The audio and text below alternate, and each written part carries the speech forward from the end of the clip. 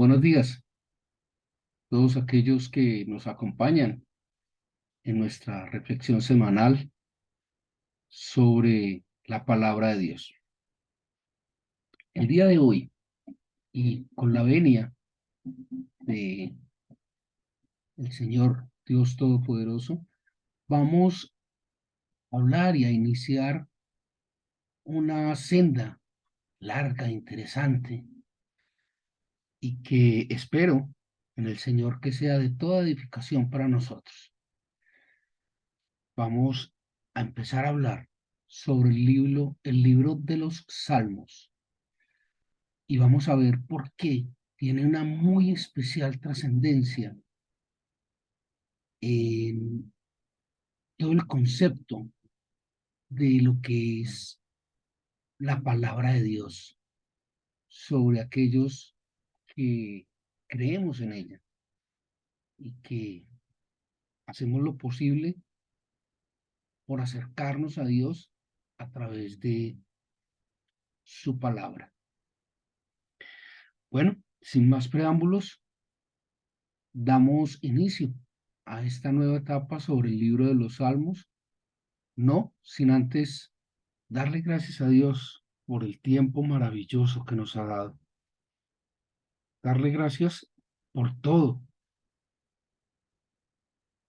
por las personas que amamos, por las personas que nos aman, por el tiempo, por el lugar, por las dificultades, porque en todo cuanto gira a nuestro alrededor, Dios tiene injerencia. Especialmente, Señor, te damos gracias por la vida y por tu Santo Espíritu. Sin el Espíritu Santo no sería posible, Señor, acercarnos a ti y que escuchara nuestro clamor. Exponemos ante tu trono de misericordia, Padre, nuestra torpeza, nuestro egoísmo, nuestra soberbia, aún más nuestra desobediencia, Señor. Te pedimos, Señor, permita, Señor, que tengamos un arrepentimiento genuino y clamamos, Padre, por tu presencia en nuestra vida a través de tu Santo Espíritu. Clamamos, Señor, para que escuches nuestro clamor. A ti oramos, a ti clamamos, en el nombre de Jesucristo, el unigénito, nuestro hermano mayor. Amén. Bueno, si bien es cierto que todos los libros de la Biblia son importantes y todos son inspirados por Dios y todos son un elemento absolutamente transversal en la existencia de cualquier ser humano, pero de una manera muy radical en aquellos que creemos en Dios y en su palabra. Hay unos libros que tienen una mayor trascendencia, una mayor, ¿cómo llamarlo?, injerencia, una mayor afectación de nuestra vida. Y es así como a veces no le damos la importancia suficiente.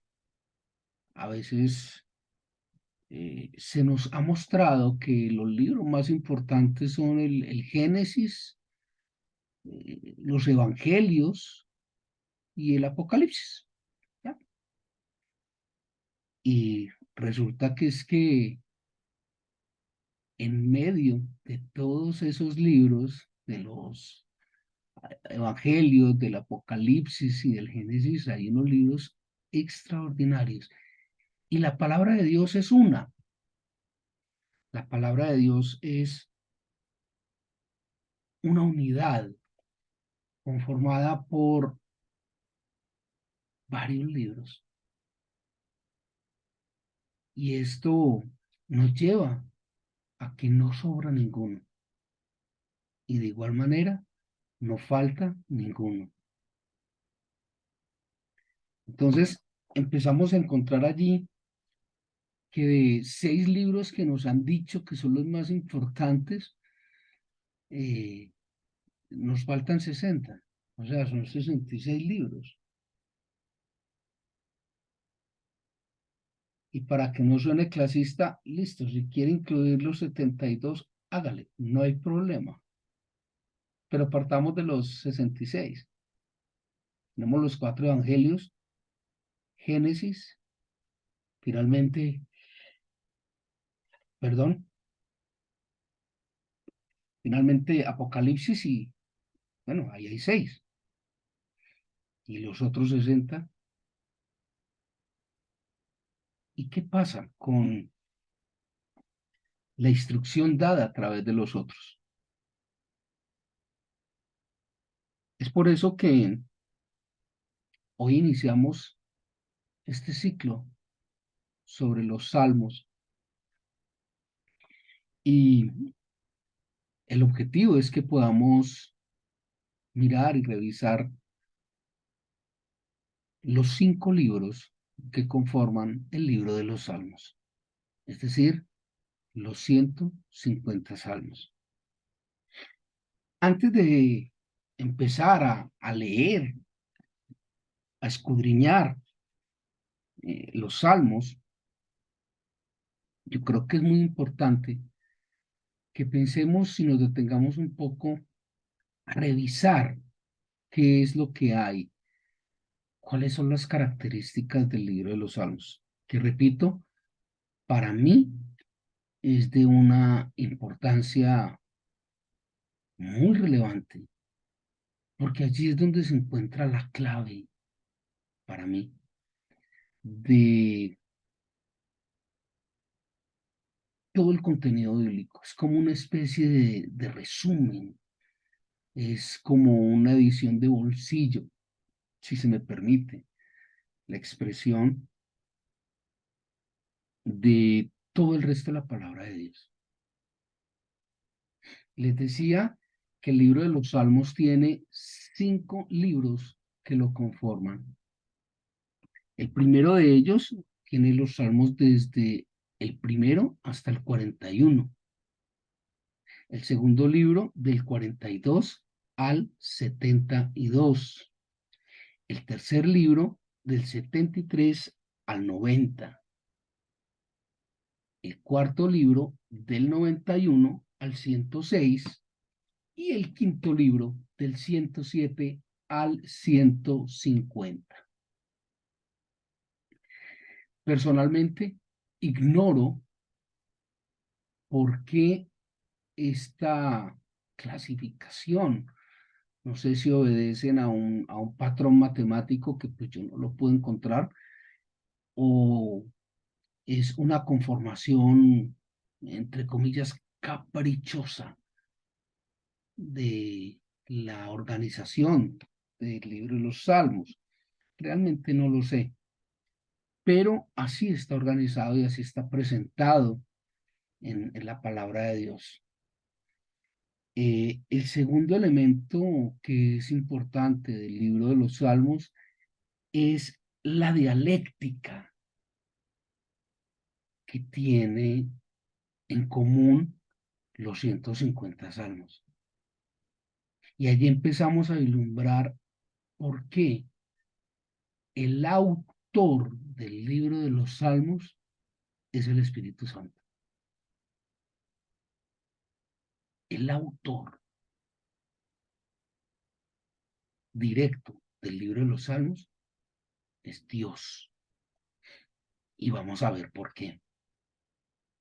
Pero que los salmos los escribió David y después los escribió Salomón. Sí, sí, pues ellos fueron los copistas, si puede decirse de esa manera, del libro. Pero el autor, como el resto de los libros, fue Dios. Y allí es donde se empieza a reflejar esa dialéctica común. Porque cuando se plantea una condición, en la parte final del Salmo aparece una alternativa a esa condición. y es algo común. Entonces, vemos que aparece una condición de lamento, de tristeza, y al final aparece una celebración, una alabanza.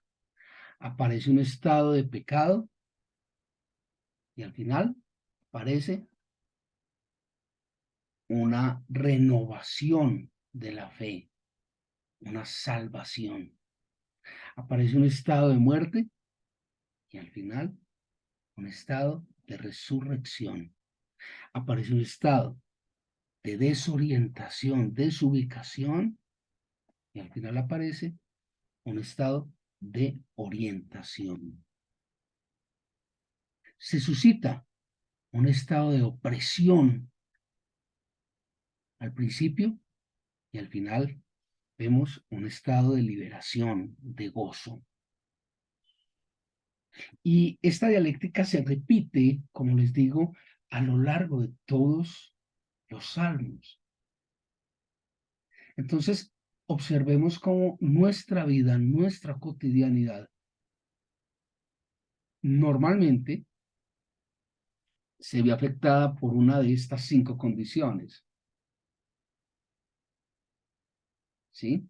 O por una condición de opresión, por una condición de pecado, por una condición de angustia, de lamento, por una condición de desorientación, etcétera, etcétera.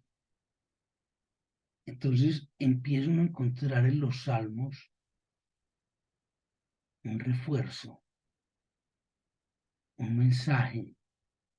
Empiezo a encontrar en los salmos la voz de Dios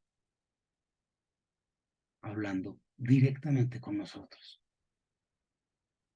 Y esto es lo espectacular del libro de los salmos.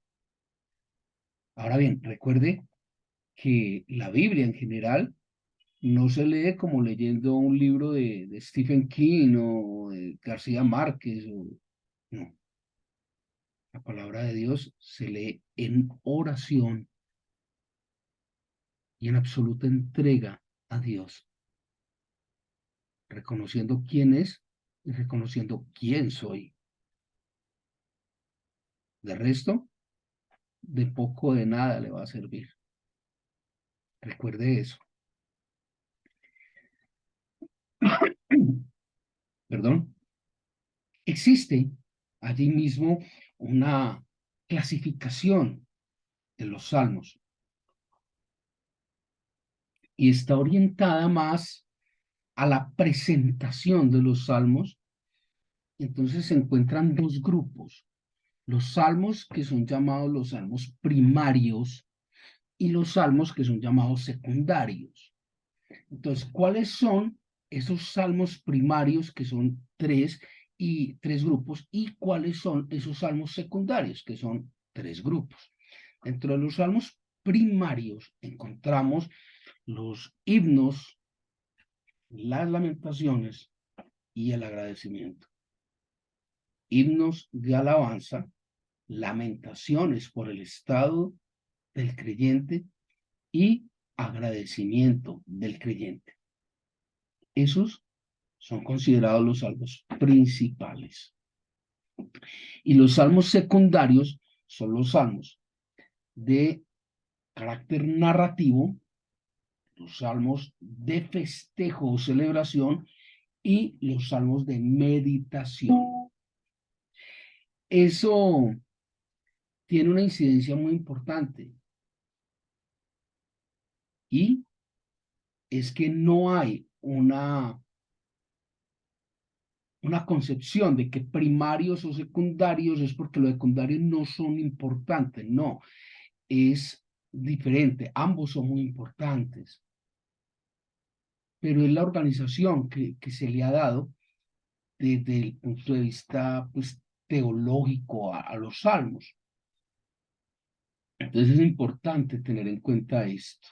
De hecho, una de las frases que se encuentra, una de las palabras que se encuentra con mucha frecuencia en los salmos y no está en ningún otro de los libros es, al final de los salmos aparece una frasita que dice Selah.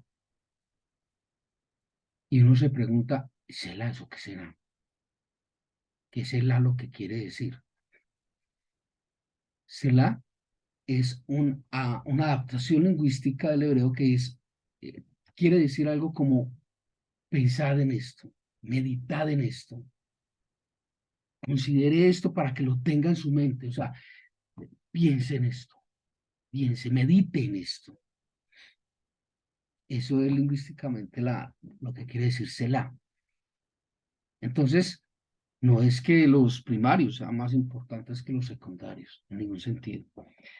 Hay eh, dentro del contexto hebreo, de la poesía hebrea, de la forma en que fueron escritos los salmos, bien por David, bien por, eh, se me pasa el nombre, Salomón, existen unas formas de paralelismo lingüístico en la poesía. Y esto es algo que se refleja permanentemente en los salmos. Y son 5 formas de paralelismo. Esto tiene que ver más con la forma en que fueron escritos los salmos para que entremos ya en materia. La primera forma de paralelismo es el sinónimo, donde el paralelismo o la forma en que está escrita a través del sinónimo habla de que se repite en la segunda y tercera línea del salmo lo que está establecido en la primera. La segunda forma de paralelismo es el antitético, un paralelismo antitético que lo que realiza es un contraste de toda la forma en que está escrita el salmo respecto de la primera línea. Contrasta la primera línea en el resto del salmo. La tercera es la forma de paralelismo sintético. Y ese paralelismo sintético hace referencia a que lo que hay en la primera línea del salmo es complementado de allá hacia abajo. La cuarta forma de paralelismo es la inclusiva. Es un paralelismo inclusivo, donde lo que se establece en la primera parte es resumido en unas palabras más simples de ahí hacia abajo. Y la quinta forma de paralelismo es el quiasmo. El quiasmo es eh, la forma de paralelismo en que se presenta una secuencia inversa, es decir, le dicen unos elementos en el primer renglón y se muestra lo opuesto, lo contrario, una secuencia al revés en el resto del salmo. Esto es la explicación de lo que les decía hace un momento sobre la dialéctica común. Es decir, que si a usted le muestran una cosa, le ponen el paralelo al otro lado. Y esto es lo que desarrolla. Es decir, si usted aquí le ponen lamentación, aquí le van a poner alabanza y gozo. Si aquí le ponen pecado, aquí le van a poner salvación, etcétera, etcétera. Y por último, pareciera que hay una composición, un orden matemático entre los salmos. Y esto es algo que me llama poderosamente la atención a mí de manera personal y esto es una apreciación personal, es decir, no es bíblica, ni es lingüística, ni literaria como las que hemos acabado de ver en toda la parte introductoria, sino que es una apreciación personal, donde yo veo un orden matemático en las cosas de los libros de los salmos y lo veo como una relación matemática, curiosamente, pareciera una diosidencia, tiene 5 componentes. Qué particular está, donde el primer elemento es que cuando yo leo los salmos encuentro una situación o problema. Se plantea una situación. El segundo elemento es que siempre se plantea una consecuencia o un estado postrero originado en esa situación. El tercer elemento es que siempre ante esa consecuencia, los salmos nos entregan una opción, una alternativa desde el punto de vista bíblico. Siempre. En cuarto lugar, es que a raíz de yo tomar esa opción que me da la palabra de Dios frente a esa consecuencia generada por la situación, aparece un efecto o consecuencia positivo, bueno. Y el quinto elemento es que toda esa situación me lleva a un estado de alabanza y agradecimiento. Y ahí sí, cualquier parecido con la realidad es cierto, al lugar, es válido. Con esta breve introducción a lo que es el libro de los Salmos, el origen del libro de los Salmos, la condición que tiene el libro de los Salmos, yo pensaría que lo menos que podríamos hacer el día de hoy para hablar y reflexionar sobre los Salmos, pensaría yo que es dar inicio en el libro uno o primer libro de los Salmos, recuerden que son 5, y iniciar con el Salmo 1 del libro 1, donde se nos plantea una dicotomía, una dualidad. Si usted hace esto y si usted hace esto, ¿qué pasa? Y finalmente nos dice, si usted hace esto, va a pasar todo esto. Y empezamos el día de hoy a estudiar, a orar a Dios a través del libro de los Salmos. Me permití dos versiones de la Biblia, una versión Nácar Colunga, que es una versión católica, y una versión Reina Valera, que es una versión que podríamos llamar protestante, sobre eh, ambos, ambas reacciones del Salmo número 1. Voy a leerles, en primer lugar, la de la versión Nácar Colunga de la Biblia. Dice, bienaventurado el varón que no anda en consejo de impíos, ni en las sendas de los pecadores se detiene, ni se sienta en tertulia de mofadores. Antes bien, tiene en la ley de Yahvé su complacencia, y en ella medita día y noche. Será como árbol plantado a la vera del arroyo, que a su tiempo da su fruto, cuyas hojas no se marchitan. Cuando emprenda, tendrá buen suceso. No así los impíos, sino que son como paja que arrebata el viento. Por eso, no prevalecerán los impíos en el juicio, ni los pecadores en la congregación de los justos, pues conoce Yahvé el camino de los justos, pero la senda de los pecadores acaba mal. Además de muchas otras cosas, acabamos de dar respuesta a una de las preguntas más interesantes y más importantes de toda la humanidad.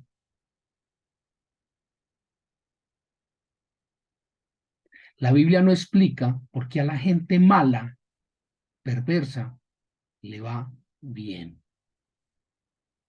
ni por qué a la gente que pudiéramos llamar buena le va mal. Pero acá acabamos de encontrar, perdón, la respuesta de qué le pasa a la gente que es mala o perversa y qué le ocurre a la gente que es buena. ¿Ya se dio cuenta? ¿La vio? Esa es la respuesta que mucha gente anda buscando. Pero si yo soy bueno, ¿por qué me pasan estas cosas?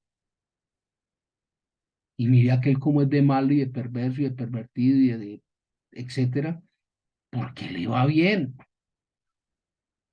Preste atención, ponga cuidado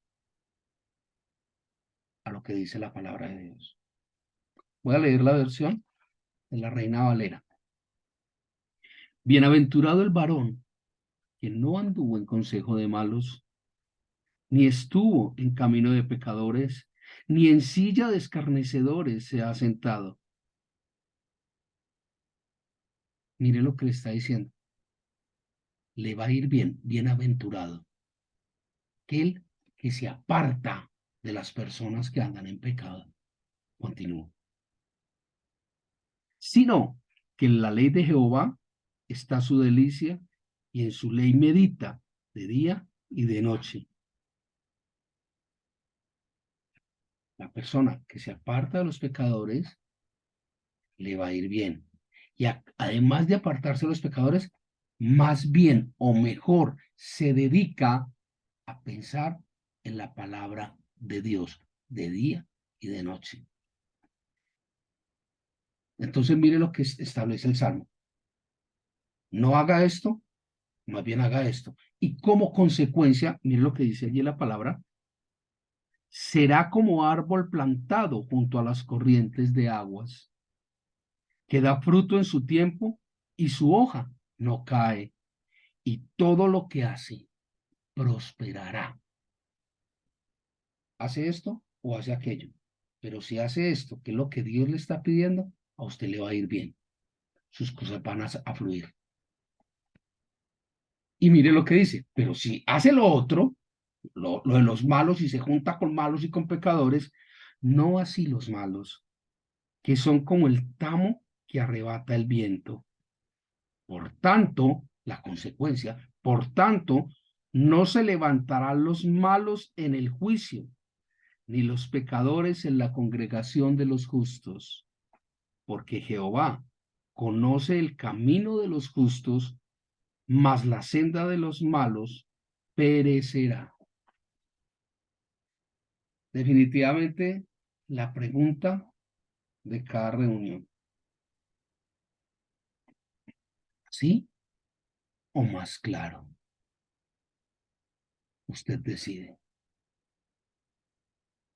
Creo que acabamos de ver un ejemplo muy claro de toda esa larga introducción que hicimos sobre el libro de los Salmos. Acabamos de darnos cuenta. Acabamos de pasar por un ejemplo de aplicación claro, concreto y contundente. El Salmo 1 del libro 1 de los Salmos. Les invito a que hagamos este recorrido maravilloso por el libro de los Salmos y crezcamos en la palabra de Dios. El Señor les guarde, el Señor los ministre, hoy y siempre.